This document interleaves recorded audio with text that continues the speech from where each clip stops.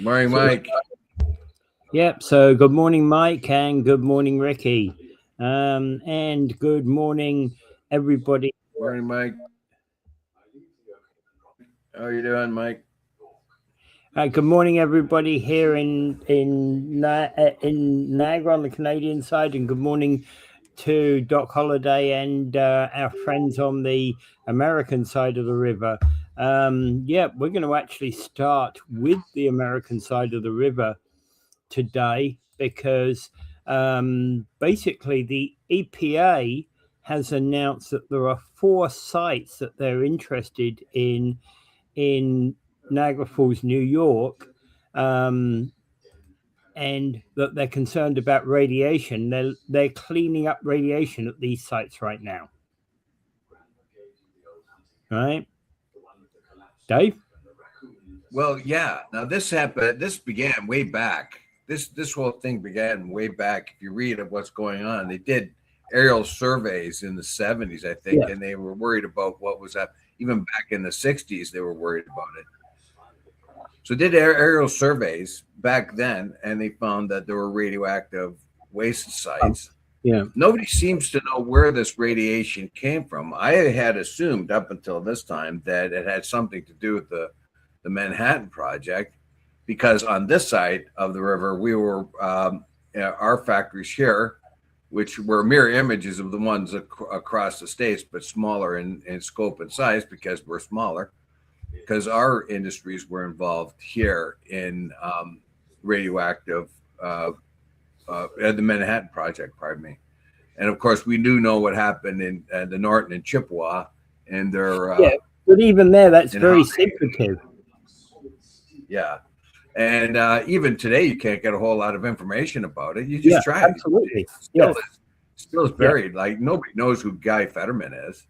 Guy Federley, right? He's the guy that created the boron shield that protected the bomb from exploding prematurely. If you go up to Chalk River, where they did a lot of research there too, nobody seems to know because it was top secret back then. It's still top secret.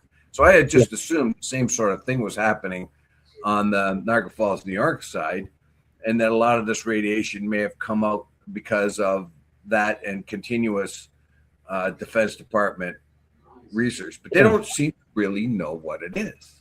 Yeah, they don't know where it's from. Yeah, they've got 4 sites here: Niagara Falls Boulevard, 9512 to 9626, all on the even side of the road there. So the EPA is clearing up a site there, which is a bowling alley and a building supply center. So that's what they've been doing there.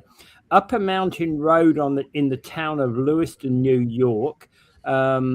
It's a access road bordering a residential property, and they've removed contaminated material from a culvert, causing portions of crossing portions of a gravel driveway that serve as an access road to a wooded lot on residential property. Holy Trinity Cemetery Church in Lewiston, and Donna, and the other one is in Main Street, New York, which is where roving reporter Doc Holliday did a filming the last few days. With basically there's a hole in the parking lot next to Burger King in Main Street, New York. Yeah, Doc Holliday has a video. He's got a couple of videos there, and one of the poignant one is the one that they're digging up radiation, and they've got warning signs around this hole they've dug in a parking lot, warning about radiation, right by a drive-through and Burger King. Yeah. And you have staff working with windows opening to that side. And I mean, and you gotta go drive through and get yourself a radiated burger. Did you ever he's noted it isn't even covered up. This reminds me when I was working at the hydro one time, and they were stripping asbestos off of some pipes, and the guy was doing it with a hazmat suit and a special breathing apparatus and everything, but he's 3 feet away from us, smashing this asbestos up. Like that's like, I mean, what the hell's going on there? Yeah. You've got radiation, caution radiation, and you got food products right beside it. Yeah. And people working close to it. What the hell is going on there? Yeah. And the funny thing is about radiation, I don't know how it was done, but they had this small, I remember in science in school, we had this thing whereby they had a small amount of radioactive material that was inside a great big lead case. And they had a Geiger counter, which the science teacher showed us the Geiger counter with outside the lead case, and when they opened the lead case, how the Geiger counter just basically went ballistic because of the radiation material. And the teacher basically said the best defense against radiation isn't concrete, but is a million miles, basically. Stay away from it. Yeah. Get away from it, right? Yeah.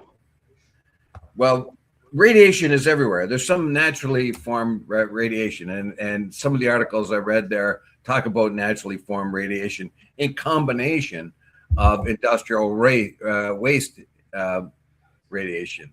The clear thing is, the clear answer to this is it's unclear. Nobody knows where this stuff came from.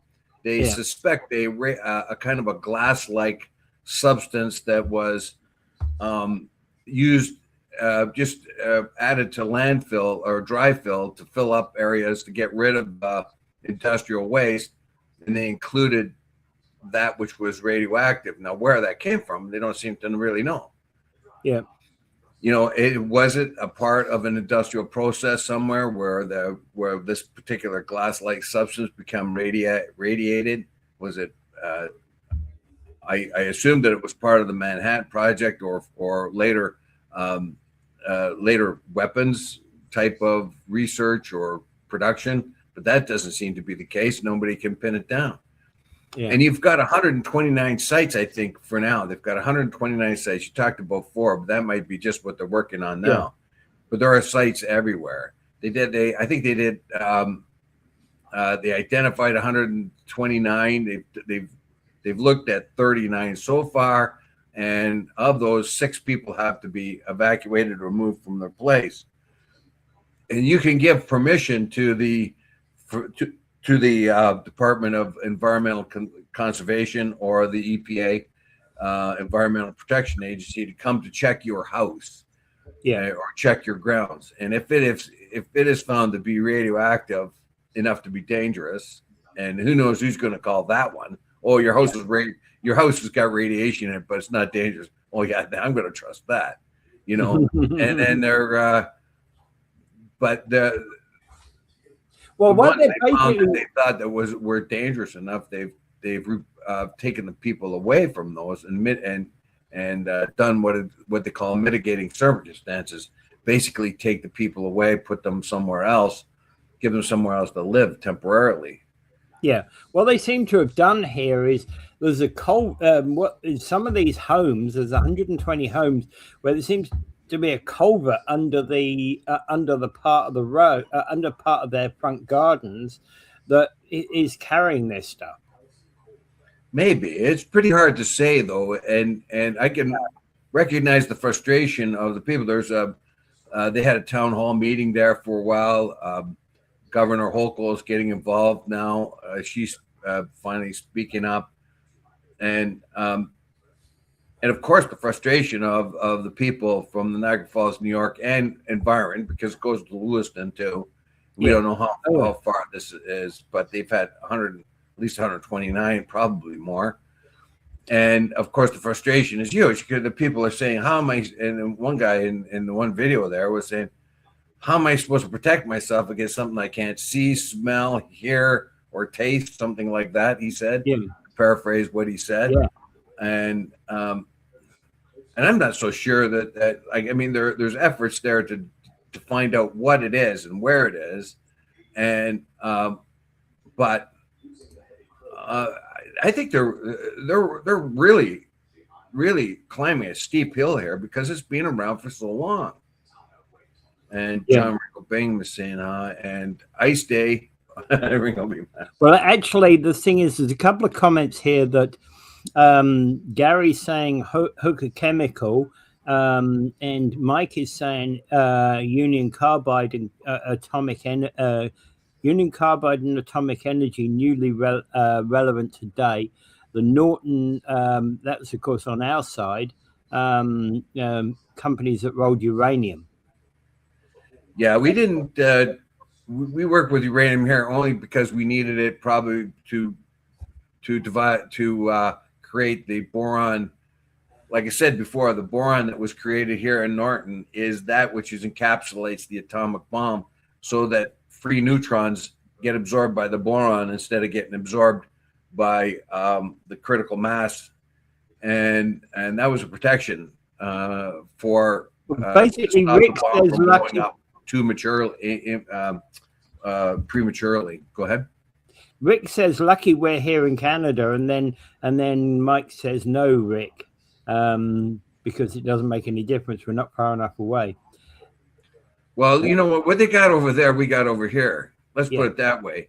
When they discovered Love Canal, what did we find out over here? We had the second most cancerous zone in Canada, right here in the Niagara region. Why would that be? Well, because we were doing the same thing the U.S. was doing, right? Because of the early days of power and transmissional power, a lot of these factories located here close to power, chemical companies, and our side, Cyanamid, and of course there was Cyanamid on the other side too.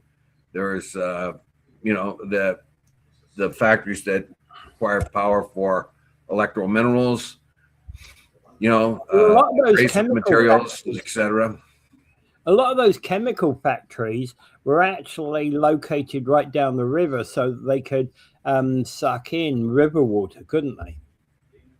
Well, it's mostly here for the power, the inexpensive power. You won't find these companies like that relocating here anymore. In the early days of power transmission, it was expensive to move transmissions power. So a lot of factories that required a lot of electricity located here. That would be the abrasives companies and the chemical companies. Yeah. Somebody pointed out to me on the Niagara Falls, New York site where a lot of the chemical plants were, and it's funny that there seems to be water inlets in pretty well near all of them. Well, they would have water inlets for cooling. You see here in the Cyanamid pool that was here on 4th Avenue. That was canal water. They brought up and Gary's cooling water. What? And Gary's saying to deposit toxic waste into the Niagara River. Yeah, they didn't think much about that. No, you just dump it in the creek. Look what they did in GM. Look at all the stuff they at GM right on the valley there. They were dumping right on Ontario Avenue. They were dumping that stuff right in the river. Yeah.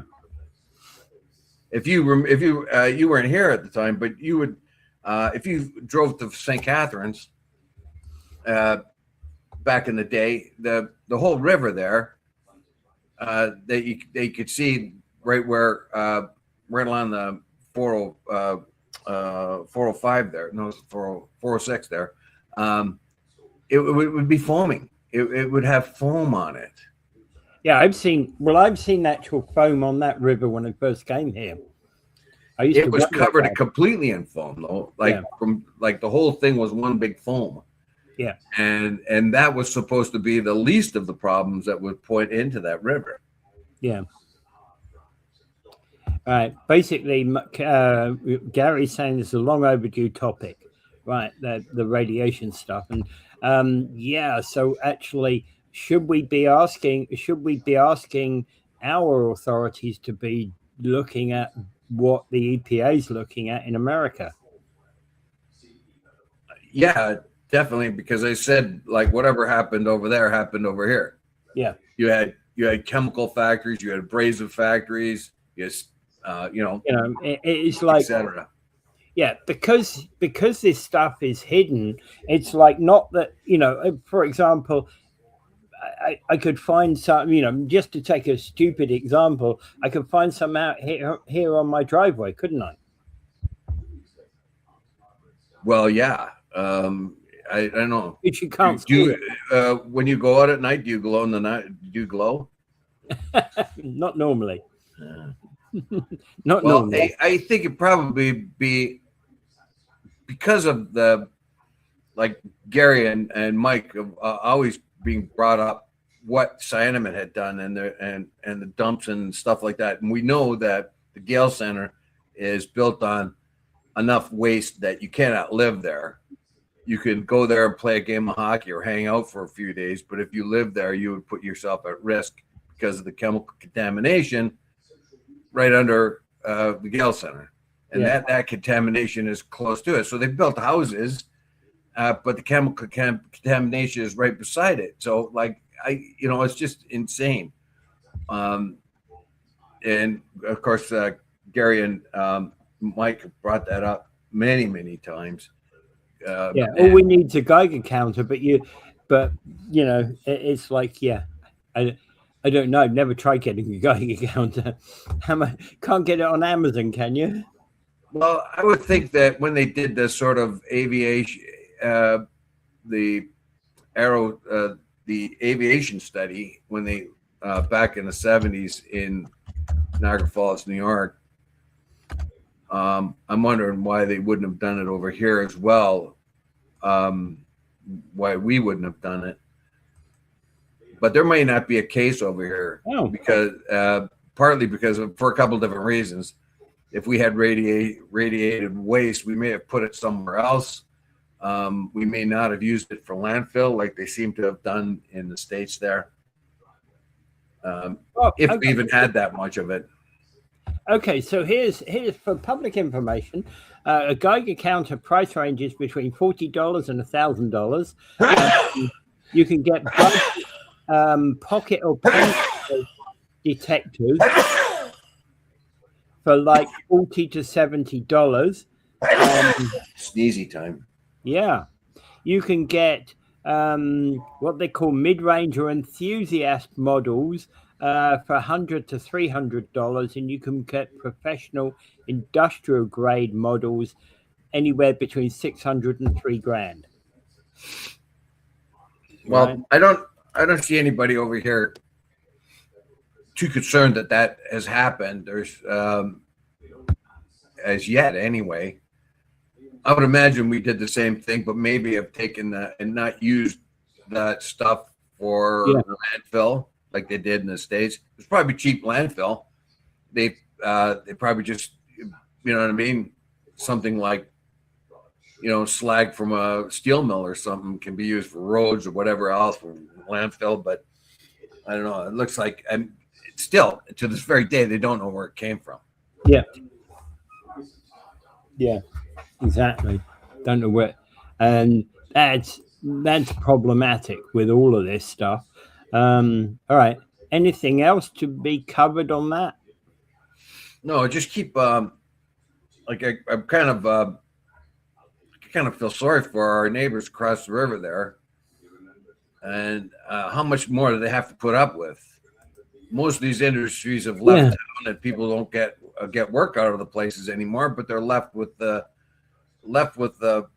consequences of having those industries.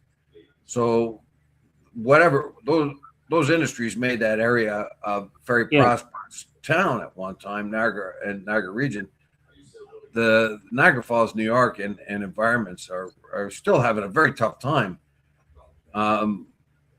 coming out of the area in which that time frame when all these industries started to leave. But meanwhile, they left, the jobs left, but they left their junk and waste buried here and there and everywhere.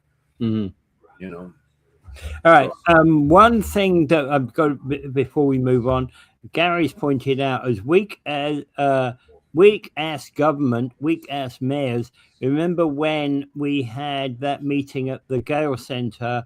The region said they removed the heavy metals how did they do this? Yeah, they were never open about it. They never actually, you see, if they were going to be open about that, they'd have shown how the material was processed, and they did not. Yeah, the lady from the region seemed to be there only because she had to. She resented being there. She kept saying that, oh, we've done everything we can and this is all good now. I don't know. It should provide, and when we were to walk and look at some piles, they didn't even want to go because they were afraid of getting ticks. I mean, it was a pathway to places where they had piles of of leftover stuff from cyanamid, and they didn't even want to walk down the path to look at it because they were afraid of ticks. Wimpy dog people, I'm telling you, spineless. Well, the worst about that, Dave, is that those paths that you guys went down are paths that I could take a walk on any day of the week. Yeah, kids can run up and down those paths. Exactly. I don't exactly. Yeah. I don't get it. But you can't get anybody to stand up. The government agencies are all, you know what I mean? Look. Even when Mike was trying to clear up what was happening with the creeks and the water and stuff that was happening there, the government come along and they can't really. Yeah, that's happening. We don't know why it's happening. So okay, we'll put a couple of floating absorbing pads here and they'll go away and we won't think about it anymore. Yeah, and that I don't know. I just don't get it. But anyway, what else we got? All right, moving on, and staying on the American side, Michigan's most expensive Democratic primary. Yeah, they basically put this whole heap of money into defeating Abdul El-Sayed, yet he won. Yes, it didn't work this time. The big, huge Israeli lobby money and AIPAC money did not work this time. It worked against Thomas Massey, and it worked against a couple of Democrats earlier on. But we know that when Thomas Massey wanted to get his primary, Donald Trump didn't like him, so he got his buddies from the Israeli lobby to come in with huge amounts of money. Now, this is a real problem in the United States because you would think that you should be limiting the amount of money to that area, that the people in and around that area are the ones that should be doing the funding, right? But it's not. It's coming in from all over. It's coming in from special interest groups, in this case, the Israeli lobby, and bringing in massive amounts of money in for their candidate because they want their candidate to vote the way they want them to on matters regarding Israel, weapons and that kind of thing.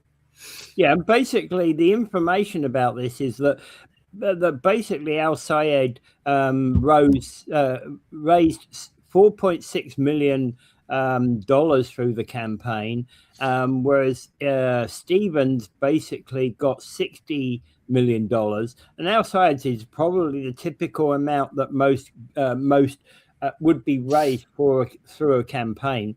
But the groups benefiting Stevens came from United Democracy Project, a Stronger Michigan, Center Forward Committee, the Center for Democratic Priorities, additional pro-Stevens spending, and pro-El-Sayed spending.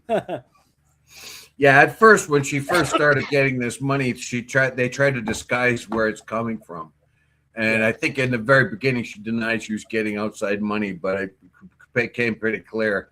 The UDP is just a face for this party. And it's not, and they will advertise for them, and not just on Israel Matters. They will say, they will dig up dirt on the other opponent and put that out there if they can find any. What they'll do is they'll enhance the member's reputation. If there's another issue on it, let's say like Stevens wants to build a factory there, and El Sayed doesn't. They'll say that how great she is. She wants this factory. We know what they did to Thomas Massey. They made it look like he was having a threesome with AOC and Omar, whatever her name is, Ilhan or whatever. I can't remember her name. They did all kinds of really dirty tricks. So it's anything to enhance their candidate. And Stevens was running around saying that she dreams about Israel. She wants that Israel money big time. And she went around, I am for Israel. I dream about Israel, and et cetera, et cetera. That's not working anymore. And this was a shock, because at the very minimum, there's different people with different opinions. Some say she had 13 times more money than Al Sayed. Others say that she had 12, but normally it's about 9 times. So without dispute, she had 9 times the amount of money available to her from outside groups, outside the state. If I was a Michigander, I'd be pretty mad that people from outside of my state were trying to get them. Now, and the thing, I have to mention the massive amount of fear mongering that's happening, and how stupid. I heard Ted Cruz. Ted Cruz says that this guy and others like him are Muslim communists wanting to bring in Sharia law. What's wrong with that? Number one, communists are a secular body of political thought. They dislike religions of any kind. The opiate of the people is a quote from Marx. Religion is the opiate of the people. So most communist nations limit the amount of any kind of religion. Where in your life have you ever found a communist Muslim? And communism and Sharia law don't go together either. Yeah, Sharia law is a religious law. It's an old-fashioned type of law, biblical type of law. Besides which, Sharia law, there are some elements that if you were to look into Sharia law, there was elements of Sharia law that were impounded in our law because they're just common sense that most legal systems have that kind of thing. Look, the Sharia law is not much different from Judaish law of around the same time, exactly, or Christian. A lot of the Christian laws. It's like a lot of it's based on an eye for an eye, tooth for tooth type of thing. It's based upon thou shalt not kill or thou shalt not steal. So it's based upon the 10 commandments, and the Sharia law is exactly the same. It's based upon the commandments. Yeah, it has specific religious overtones to it, but Sharia law does not fit communism. Communism is a secular. So when a guy like Ted Cruz is trying to scare the average person who doesn't know what a communist is, doesn't know what Sharia law is, and doesn't know what Islam is, and says that he's a communist, a Muslim communist that's going to bring in Sharia law, that is ridiculous. It's a lie. It's a huge lie. Yeah. But of course, they're trying to scare everybody. Yeah. You know, just like like Trump, there's a communist under every bed, kind of thing. In every closet, there's a communist. There's a Democrat communist, evil, godless communist. Yeah, but you see, that doesn't tie with Sharia law exactly. You know, that's what's stupid about this whole concept that they put out there about, you know, and the thing is that there are, as I said, there are many elements of Sharia law that will marry up to Christian rules, Christian morals, Christian rules, right? But the thing is that we have in this country, and the US has in their country, a system of law that's founded upon common law, and that's founded upon nearly 1,000 years of English legal, English legal system. Yeah, most of your everyday laws are based on English common law. Exactly. And it came over it came over the English. And then later on, when you get a little more complicated, when the United States began, they came up with the Constitution. So you have constitutional rights and Constitution. But the most everyday type of law is based on English common law, like we have here. And it's a secular thing. It's a secular thing. So when fools like, well, he's not being a fool, actually. He's trying to be a scare tactic. And I've heard this too. Like I've heard this from the network news and spokespersons one after the other saying that these people are all communists. They're going to take away your money and give it away. They're going to build mosques with it. They don't like democracy. Like who doesn't like democracy when you've got somebody running for an office and you bring millions and millions of dollars, tens of millions of dollars from outside of the state to influence a state election? Yeah. Right. Who doesn't like democracy? Yeah. Right. That's exactly not fair. That's not democratic. Yeah. Is it? All right. Quickly on to the science piece of the week. The rogue SpaceX rocket was successfully impacted the moon this past Wednesday at 8,700 kilometers an hour. Yeah, I actually got up at I got up at about 2:20 on the morning of August 5th because the moon was nice and bright, and I thought I might be able to see the impact, but there was trees in the way, and I didn't want to go out there because there's so many skunks in my backyard here, and I thought to myself, and I didn't have binoculars too. You wouldn't have a hope in hell of seeing any of the debris emitting from the side of the moon. It was about 10:30 or 11 o'clock. If you look at the moon and look at and see it as it might be like a clock face, it would have been at about the 10:30 or 11 o'clock. You may have been able to see debris if you had a strong enough telescope. I was going to look at them with binoculars, but I can't find my binoculars, and I didn't have a clear view of the moon, although it was a good view of the moon. It was nice and clear. But it turns out I wouldn't have been able to see it anyway. The debris was discovered by telescopes. Of course, they could see the debris. And they also found, I think it was sodium and lithium. So the debris that did go up into the air was identified as sodium and lithium. And I don't know how they determine that. I think it's by... you can, if you've got special... They've got what do you call elemental. There's some things you can do that check out the elements on the thing you do. So it's not a normal telescope. It's a radioactive. It's like a scope that can actually measure what's going on in the. It measures by different means. They usually do it by light. Yes. So that whatever type or light that comes off of the dust, they can analyze that light and determine what kind of element it is. Yes. That's how they can tell how different They can identify different stars by what's the components of them.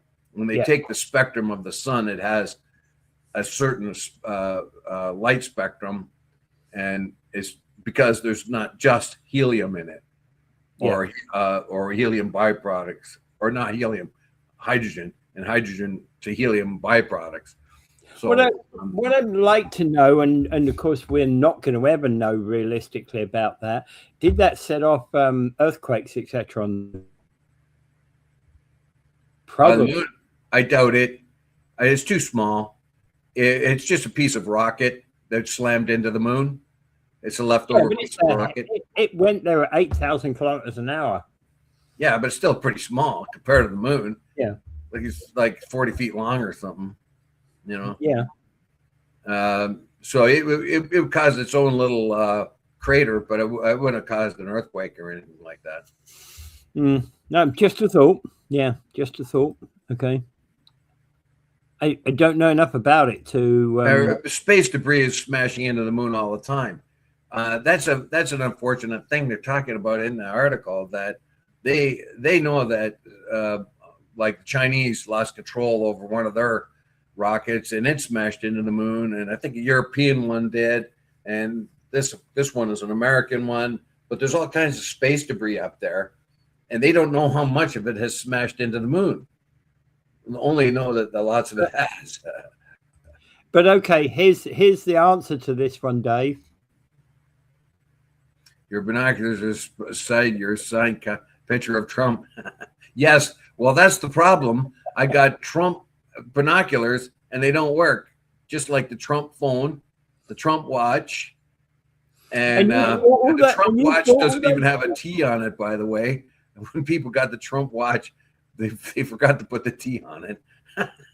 And you bought all those things? Yeah, well, you get a Trump Bible, all those things. Is that called a tribal? What's that? Is the Trump Bible called a tribal? Oh yeah. Well, I don't know. It's got a. I don't know. There's a portion in the Bible when the Hebrews left Egypt and were in the wilderness for 40 years, and they started praying to a golden calf. Trump changed that part, and he's a golden Trump. Okay, moving on, just for some sanity. So basically, Ford has visited Niagara's flood areas, and but at this moment, there's no financial aid yet. He's gone away to kind of, he's heard directly from the workers and community members that have been impacted, seen the sites, and they're looking, they're still assessing the situation. Yeah, it's a major problem. Seriously, for for anyone who doesn't have a flooded basement or anything, you have no idea what the people who do it are facing, and there's so many of them. Yeah, the insurance companies are going to start dodging and weaving and trying to figure out ways of getting away from paying out huge. But this is a chance. This is a time for the government to kind of step in and tell the insurance companies, don't do that. Do not linger on trivialities to delay pay or reduce the amount of pay. Yeah. Let's face it, the government already plays your game, as much as it can. I mean, it takes money from the finance companies and all that, which are in lockstep with the insurance. So basically, it's time for the government to step in and say, do what you're supposed to do. Do not mess around. This is what insurance companies do, right? They start to argue and bicker and whatever else. Oh, you can't do this, you can't do that. That's questionable and all that. So if the government's going to do anything, you got to lay the hammer down on insurance companies. They're going to play this stupid game. It's very clear that we had a major problem, 2 major rain events very close together, and it's caused a huge problem for many, many people. And we still got more including our dear leader, James Diodati. And we still got more rain to come. Yeah, it may, but it's not going to be like that. And the farmers, I looked into that a bit. I talked to a farmer lady myself, and she said she's seen worse actually, and that they're doing well. They're actually taking fruit off the trees, but getting the machinery access into the fields is the big problem right now. They're not so concerned about, they've checked out their grapes and all that, and they seem, if they do get another blast like this, it's going to be a problem. But if things stay reasonable, or the rain that does come is not going to be overwhelming, they should be able to overcome this.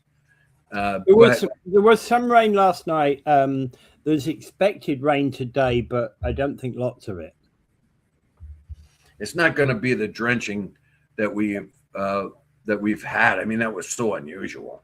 Yeah, absolutely. That was incredibly unusual. Yeah. So for now, but any more rain is going to complicate the ability of the people to get rid of the water that already has existed in their basements and so on. So that's going to be a problem. As far as the farmers, they're going to probably be biting their lip, hoping that the rain that does come in the next couple of days isn't overwhelming. Yeah. All right. Do we have anything else on this? Okay. So No, this is basically our fields and all that are saturated. People's houses. Basically, if Ford's down here, the number one thing you can do is release money for any kind of emergency that we require down here, and really put the foot on the insurance companies to do what they're supposed to do, because I know they're going to wiggle and waggle and try to get out of this. Well, actually, Rick just basically said 80% at 8 a.m. Right. In fact, I'm just looking at my weather app right now, and it's focused on Niagara Falls, and it's saying 96% chance of rain right now. Does it say how much? How many millimeters? It's talking about 2.2. 2.2 millimeters? Yep. Well, that's not much. And then 2.6 in the next hour, and then 1 in the following hour. So we got rain for 3 hours according to this. Yeah, this sounds like light rain. I hope they're right about that. Yeah. Okay. Poor farmers. They either don't get enough rain, or they get too much, or they don't get enough sun, or too much. I mean, that's a dodgy That's why we need farmers so bad. I mean, what you don't want to do is convince a farmer you shouldn't be doing any farming, because no one else in their right mind would do it. The farmer's already doing it. They don't know that it's like the worst job of all time, and just keep them ignorant, keep them in the fields, because if they don't, who else is going to do it? Yeah. You know? Well, yeah, yeah. But you see, again, what Mike is pointing out is the fact that we're talking about rain on top of pre-existing wet conditions, which may be the problem. Precisely.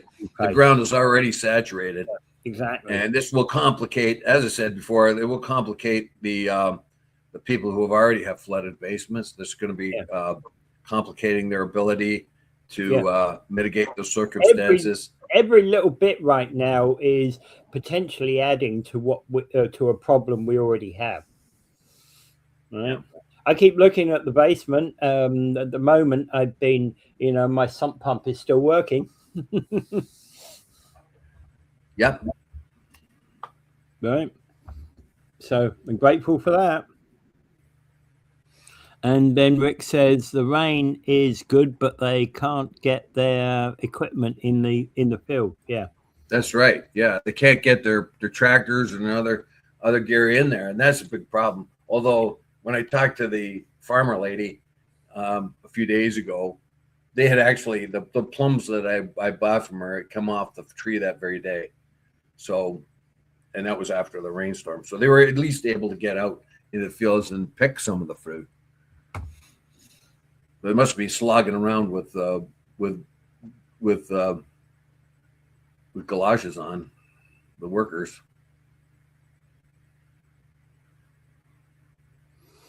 Yeah. So what else we got here? Yeah, no, I was just coming back to that. Okay, so we've just gotten through this one. Group encouraging. There's a group out there. You put this one up about. The group encouraging Jewish families to flee Canada. Yeah, this surprised me, but then I think, yeah, go ahead. And get refugee status in the U.S. Yeah, I think this is a bit of a scam, to tell you the truth. It's there's the city of Tulsa. I guess the Jewish groups are in Tulsa are trying to build up their community, so they've reached out to Canadian Jews to see if they want to come down to the U.S. But it's not that easy, for anyone to become a citizen of the United States, particularly at this time when ICE is doing its thing and they're really scrutinizing everybody to come in. So they come up with a scheme where they can say that anti-Semitism is so bad in Canada, we need protection. So we need to come in under protected refugee status, basically, come in to the United States. This would offer them an easy way to get into the States, clear up a lot of the paperwork they would have to do, and even provide them with help relocating. And so basically what they're saying is the anti-Semitism in Canada is so bad, we got to go to the States. Well, anti-Semitism is a lot worse in the States than it is here. You know, they've had way more synagogues being bombed and shot at than they have up here. But they're trying to say, because, well, of course, there's been incidences which are frustrating for us up here. Somebody was shooting at a kid's school. I mean, they didn't shoot at the kids; they shot at the wall of the school or the windows or something like that when the kids weren't there. But they could have just as easily done it when the kids were there. They did it late at night. They've damaged some Jewish buildings, that kind of thing. So they're the typical underlying anti-Semitism that is always there in Western society is still there. They're saying, however, that anti-Semitism has grown because of the war on Gaza and the genocide that's going on there. Well, but again, you know, I think what the couple of incidents you've said, and both in the US and here, we're not talking about a constant problem. We're talking about, you know, isolated incidents. And does that lead to what they're describing here as a constant fear of, you know, of attack? I think it's BS, to tell you the truth. I think it's just a ways and means of getting into the States easy. To tell you the truth, I don't want to, you know, and maybe some of them are honestly afraid. But if they're going to go down to Tulsa, Tulsa was a place where they don't really like other people there. They killed hundreds of black people back in the 20s in Tulsa, the city of Tulsa. They don't exactly have the greatest reputation down there of being, you know, welcoming of other people. So I don't know why. Maybe they're trying to. I can't really see them, the Jews, being any safer there than they are here, and to get a sort of a refugee status because they're afraid of being harmed here in Canada, I think it's a bit of a scam. I think it's just a quick and easy way for them to get down there, because there's probably opportunities down there, and they're trying to build their community, and that's just a fast way of getting it. I mean, I don't know, some of these things you got to like really think about. A neighbor of mine here just donated his car to Cars for Kids, that charity. Yeah, that's a Jewish scam. That's a Jewish scam charity. He didn't know that until after he donated it. He thought he's giving it to kids. No, it's a scam thing. The money goes right to Israel. I heard Jewish doctors and lawyers are leaving Canada. Well, it may be. Maybe they are leaving Canada, but I don't think they're leaving Canada because they think they're going to be safer in the United States. I think they're leaving Canada because they think they're going to get opportunities down there. It's just like the nurses and things like that leave Canada because the opportunities are making more money down there. Sometimes we have doctors that leave to go to the States for the same reason. Yeah, there is always been a brain drain from Canada. It doesn't matter what community it is. Our engineers, like I know, engineers and other people with skills have gone to the United States. A friend that I grew up with here in worked here as for one of the big companies here, and he was coaxed into the United States. So a lot of our people, no matter what the community is, if they're skilled at something, there's going to be an appeal to go to the United States. It's just like we empty India and Europe of their brains. We have done that before, and the United States has always taken a brain drain on us too. It's just opportunity.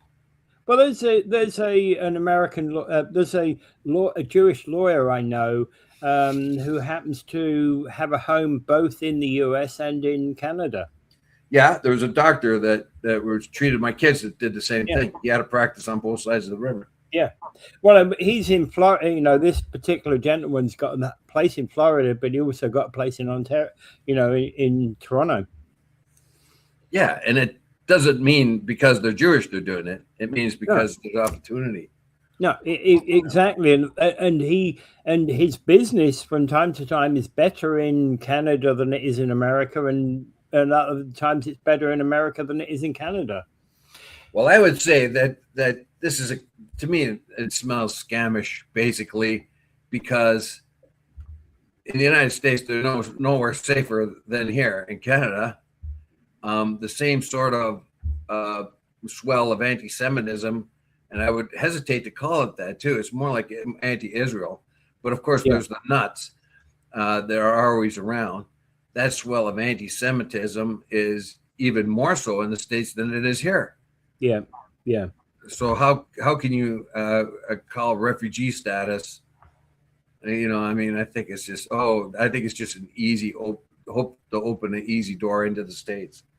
Yeah, in my view. Yeah, I wouldn't pay.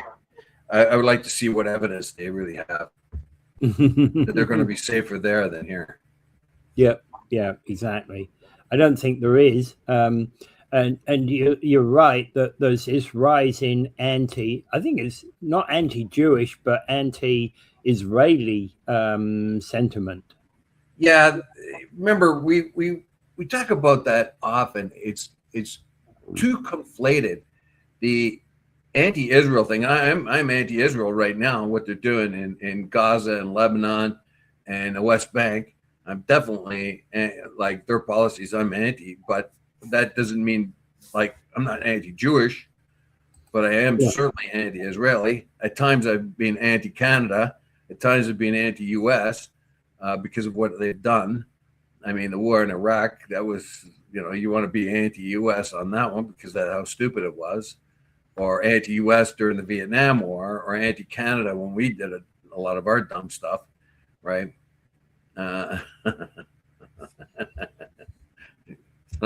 There's I Wilkins News saying, I want to hug the golden Trump, maybe a selfie with wheels. Yeah.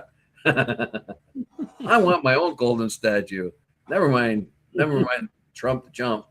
I want, you know, all right. Dave. But it would look, so basically, like the Islamophobia is, we don't hear as much about it, but I fear more Islamophobia than I do anti-Semitism, because I do not really think that I've found during my life an incredible decrease in anti-Semitism throughout my life, and I don't think I really don't think that, aside from the usual nuts, that they're any more at risk than other minorities right now.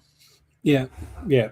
I think there has been a backlash in a lot of minorities. In fact, I'd say there's been a rise in racism across, you know, I'd say US and Canada, which probably when I first came here 20 years ago, it was not that evident. There was always some racism more racism in the US than Canada, but wasn't, you know, openly visible in Canada. There's always some racism. There's always some, you know, problems that way. Most of it comes from the government dumping too many immigrants in at the same time in the same place.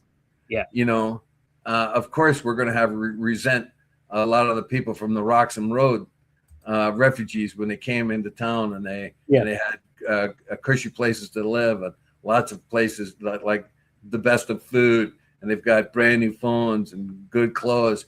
And of course, there's going to be a certain amount of resentment, isn't there? Yeah. That kind of thing. So, yeah, immigration we need immigration to keep ourselves going. But if you go back, look, people resented the Italians. Before that, they resented the Irish. Before that, they resented the Germans. Yeah. Right. If you go back far enough, Franklin hated Germans. Yeah, absolutely. If you read what he talks about a German, right, Benjamin Franklin, like you could put any other group you want at any period of time. You could put Italians, you could put blacks, you could put anything. The way he speaks about Germans is the same way people talk about Jews or Muslims or anything, right? Yep. So if you have a certain prejudice, it's hard to break it. Yeah. All right. Okay, so very briefly, Carney is criticizing, is basically saying that it's going to be hard to actually have trade talks properly with America because of how nasty Donald Trump is being. Let's put it that in those terms. That's what the newspaper, that's what the AP said, and. Right, because basically at the moment, all that Trump is doing is criticizing Canada's leadership. The 51st state stuff is always coming up. Yeah. Now Carney made a mistake too.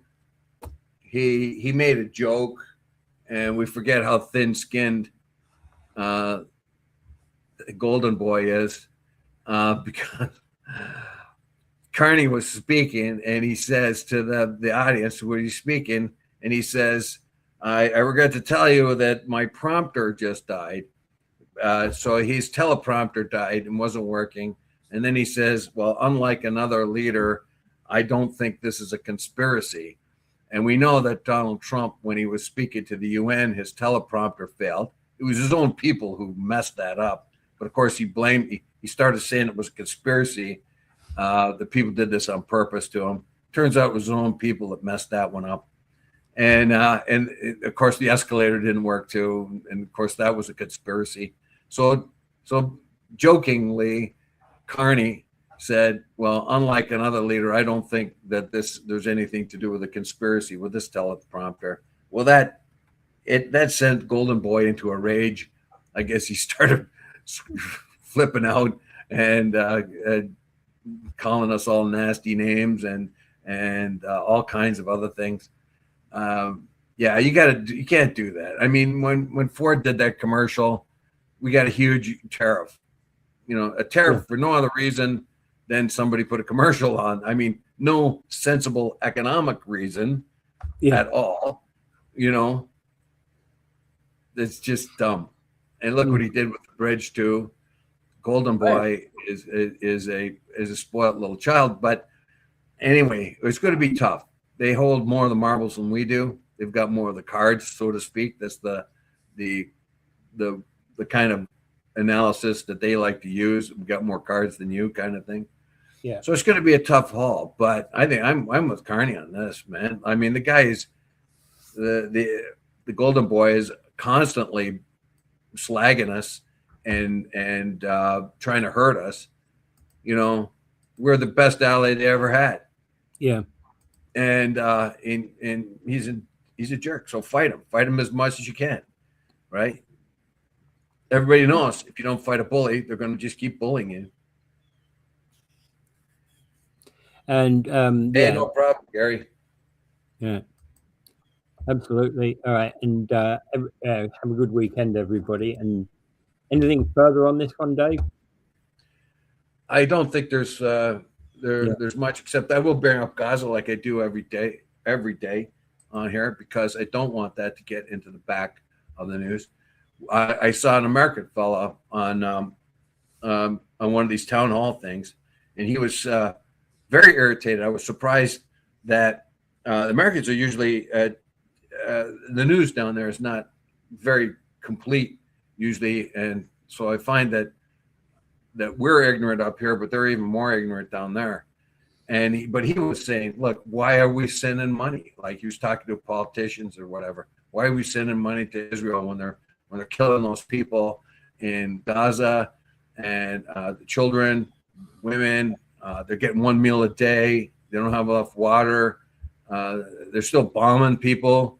If they're looking for a guy to just wipe out the whole section of the tent city to get one guy and kill a whole bunch of other people on the way. They were doing it. Even Trump was complaining about it when they were doing it in Lebanon. They're taking out a whole apartment building to get one guy.